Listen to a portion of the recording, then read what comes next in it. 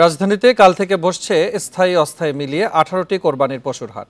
ইতোমধ্যে সব প্রস্তুতি শেষ করেছে ইজারাদাররা। বিভিন্ন হাটে এরই মধ্যে আসতে শুরু করেছে কোরবানির পশু। হাটগুলোতে নিরাপত্তা জোরদার এবং সাইবার প্রতারণা রোধে অনলাইন গরুর হাটে থাকছে বিশেষ নিরাপত্তার ব্যবস্থা।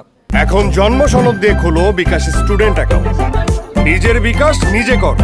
আরো জানাতে গাবতলী পশুর হাট থেকে যোগ দিচ্ছেন সহকর্মী বনি ইবনে কামাল। বনি, গাবতলীর হাটে কি পরিমাণ পশু এসেছে এবং সেখানে ক্রেতার আগমন কেমন দেখছেন এবং হাটের সার্বিক ব্যবস্থাপনা কেমন দেখছেন সেখানে?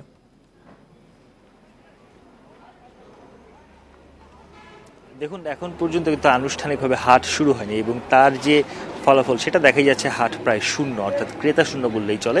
অনেকে এসেছিলেন এমনি ঘুরে দেখতে, কিন্তু কেনার উদ্দেশ্যে কিন্তু লোক নেই। আমি যদি আপনাকে হাটের পরিস্থিতি দেখাই, হাটে এখনও অনেক জায়গাতেই আসলে কোরবানির যে পশু সেগুলো কিন্তু ওঠেনি, আবার অনেক জায়গায় কিন্তু উঠেছে। অর্থাৎ বলা যায় হাটের যে ক্যাপাসিটি সেই ক্যাপাসিটি অনুযায়ী প্রায় 60-70 ভাগ পশুর কিন্তু এসেছে এবং উঠেছে। আজকেও প্রচুর পশু আসবে। আমরা কিছুক্ষণ আগেও এই হাটের যারা ইজারা নিয়েছেন, ইজারার কর্তৃপক্ষ যারা রয়েছে তাদের সঙ্গে কথা বলছিলাম। তারা বলছিলেন যে আজকে রাতেও বেশ কিছু ট্রাক আসবে, পশুর ট্রাক, এবং আগামীকাল থেকে যেহেতু শুরু হবে সেক্ষেত্রে আজকে থেকে আসলে তাদের যে মূল কার্যক্রম সেই কার্যক্রম কিন্তু তারা শুরু করেছেন।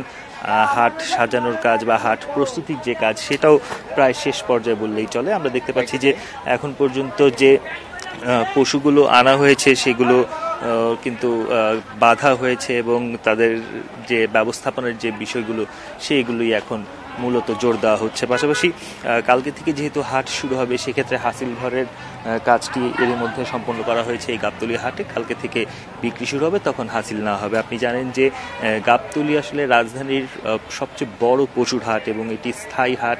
পাশাপাশি যখন কোরবানির সময় আসে তখন এটার পরিধি অনেকটাই বাড়ানো হয় এবং বিভিন্ন জেলা থেকে, বিশেষ করে কুষ্টিয়া সাতক্ষীরা অঞ্চল বা ওই জায়গাগুলো থেকে কিন্তু, বা উত্তরবঙ্গ থেকেও ক্ষেত্র বিশেষে কিন্তু এখানে পশু এসে থাকে এবং সেগুলো কিন্তু আমরা এবারও দেখতে পেয়েছি যে এবার বিপুল পরিমাণ পশু কিন্তু এর মধ্যে এসেছে। হাটের প্রত্যাশা নিয়ে আসলে বিক্রেতারা প্রত্যাশা করছেন যে এবার বেচা বিক্রি ভালো হবে এবং তারা দাবি করছেন যে আসলে গরুর দাম বা পশুর দাম তুলনামূলক কিন্তু তেমন একটি বাড়েনি গত বছরের চেয়ে, তারা এমনটি এখন পর্যন্ত দাবি করছে।